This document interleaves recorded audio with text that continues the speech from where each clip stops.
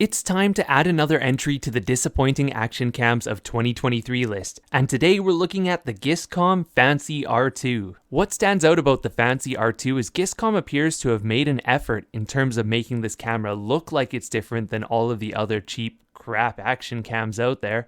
But underneath the surface, underneath that beautiful exterior, this is the same garbage as almost every other budget action cam. So I'm going to rush through what I would describe as an excellent unboxing experience. I'm going to rush through the build quality and the appearance of this camera, the cool two-tone design, USB-C, and even a strange built-in LED flash. And I'm going to rush through the user interface, which is fine, I guess, pretty typical of most action cams in this price class. And why am I rushing through all of this? Because none of this matters. I cannot recommend this camera to anybody because of its video quality. Sure, it's fine in 1080p, 1080p 30, 1080p 60. Those are both okay.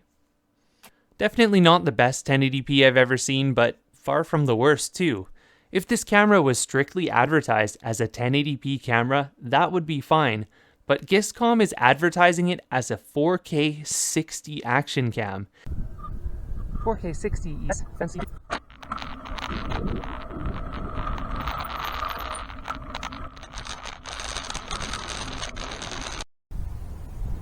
GiiSKOM Fancy R2 resolution tests. We're started at 4K 60 frames per second. No EIS. Next up we have 4K 30 frames per second. No EIS. 1080p 30 frames per second. No EIS. 4K 60, 4K 30, image stabilization. All of these options are available to the user, and none of them improve the video quality. This is the most blatant case of fake 4K I have seen from an action cam in a while. So check it out. Here's a close-up of 4K 30. There's not a lot of detail. Text is barely readable. Here's a close-up of 1080p 30, and it's exactly the same. Literally, there's no software differences, there's no attempt at upscaling. They're just taking a 1080p video and making it really big file size for no reason. Most budget action cams at the very least substantially reduce the quality in 1080p mode in order to make it appear like 4K mode is real 4K. Because of course, if the video in 4K looks better than the video in 1080p, it has to be real 4K, right?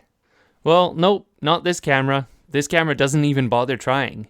This camera seems to assume its users are just gonna take it as it is and not return it to Amazon, and I guess they kind of won from me because I didn't send this back. I didn't complete the review in time to be within the return policy, so you've been watching a mix of 4K and 1080p footage, and it really doesn't matter. They're both exactly the same.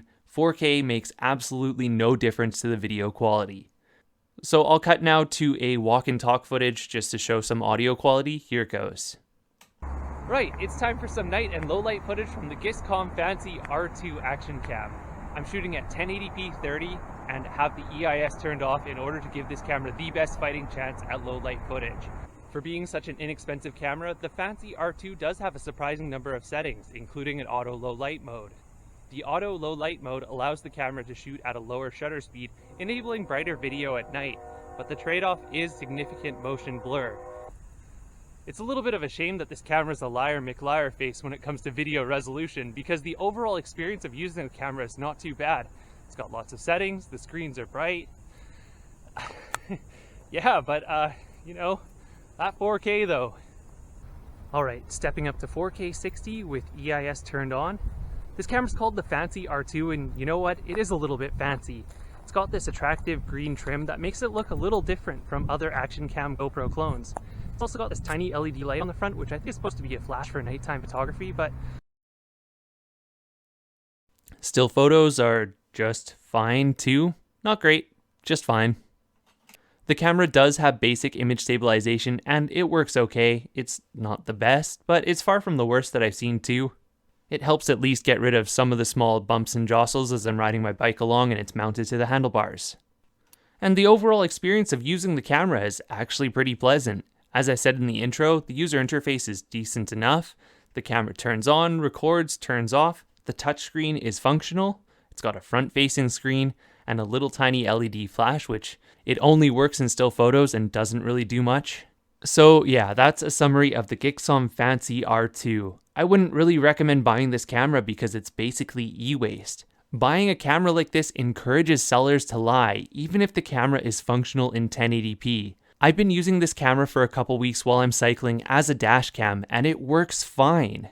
I had high hopes for this camera because the design is something different, and opening the box, having that nice unboxing experience, it made me feel like maybe we'd actually found a gem.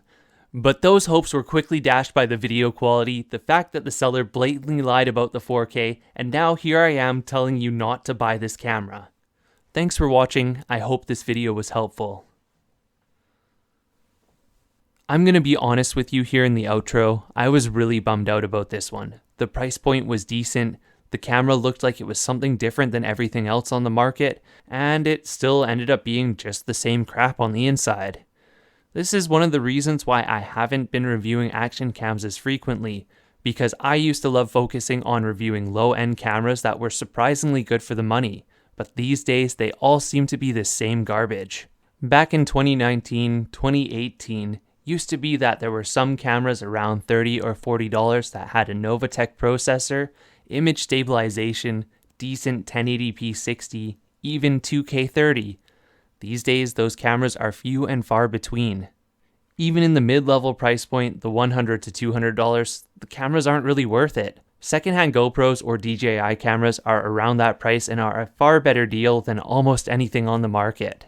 I'm still casually looking for a camera that I can recommend as hard as I did the Akaso V50X, but now Akaso has changed the V50X without changing the model name, and that is exceptionally shady.